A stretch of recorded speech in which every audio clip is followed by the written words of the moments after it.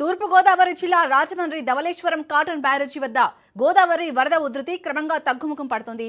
ఎగువ ప్రాంతాల్లో భారీ వర్షాల కారణంగా పెరిగిన వరద ప్రవాహంతో బ్యారేజీ వద్ద రెండో ప్రమాద హెచ్చరిక జారీ చేయగా ప్రస్తుతం నీటి మట్టం తగ్గడంతో అధికారులు ఆ హెచ్చరికను ఉపసంహరించుకున్నారు. ప్రస్తుతం ధవళేశ్వరం బ్యారేజీ వద్ద గోదావరి నీటి మట్టం సుమారు 13 అడుగుల వద్ద కొనసాగుతుంది. మొత్తం 175 గేట్ల ద్వారా దాదాపు 11,62,600 క్యూసెక్కుల వరద నీటిని సముద్రంలోకి విడుదల చేస్తున్నారు.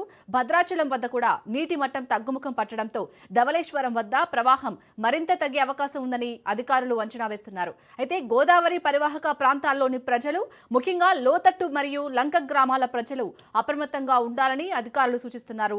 నదిలో చేపల వేట, పడవ ప్రయాణాలు చేయవద్దని హెచ్చరిస్తున్నారు.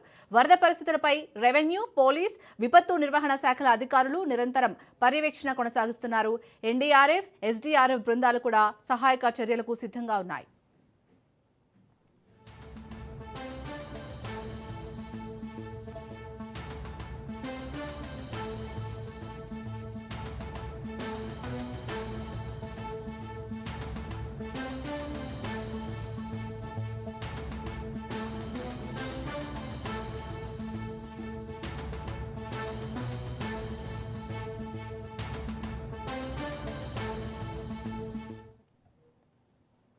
ఇక భద్రాచలం వద్ద అయితే నీటి మట్టం తగ్గుముఖం పట్టడంతో అక్కడ ధవళేశ్వరం వద్ద అయితే ప్రవాహం మరింత తగ్గే అవకాశం ఉందని చెప్తున్నారు. దీనిపై పూర్తి డీటెయిల్స్ ని మా ప్రతినిధి ప్రతాప్ అందిస్తారు. ప్రతాప్,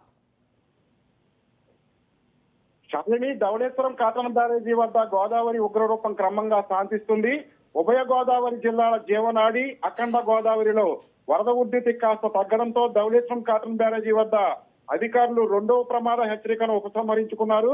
ఎగువన కురుస్తున్న భారీ వర్షాలతో ఉప్పొంగిన గోదావరి నీరు క్రమంగా సముద్రం వైపు పరుగులు తీస్తుండటంతో అధికారులు పరిస్థితిని ఎప్పటికప్పుడు సమీక్షిస్తున్నారు. కాటన్ బ్యారేజీ వద్ద ప్రస్తుత నీటి మట్టం 13 అడుగులకు చేరుకుంది. దీంతో బ్యారేజీలోని 175 గేట్లను ఎత్తి దాదాపు 11,62,600 క్యూసెక్కుల నీటిని సముద్రంలోకి నేరుగా వదులుతున్నారు. నీటి మట్టం తగ్గడంతో ప్రస్తుతం అక్కడ మొదటి ప్రమాద హెచ్చరిక కొనసాగుతుంది. భద్రాచలం వద్ద ప్రవాహం తగ్గుముఖం పట్టడంతో ధవళేశ్వరం వద్ద కూడా త్వరలోనే వరద ఉధృతి తగ్గే అవకాశం ఉందని అధికారులు అంచనా వేస్తున్నారు.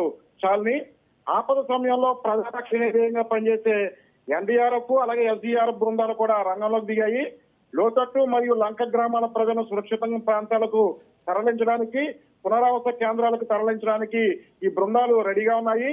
ప్రవాహం తగ్గినప్పటికీ ప్రమాదం ఇంకా పొంచే ఉందని లంక గ్రామాల ప్రజలు, లోతట్టు ప్రాంత వాసులు కూడా అప్రమత్తంగా ఉండాలని రాష్ట్ర విపత్తు నిర్వహణ సంస్థ ఇప్పటికే స్పష్టం చేస్తుంది. Shalini, right, thank you Pratap.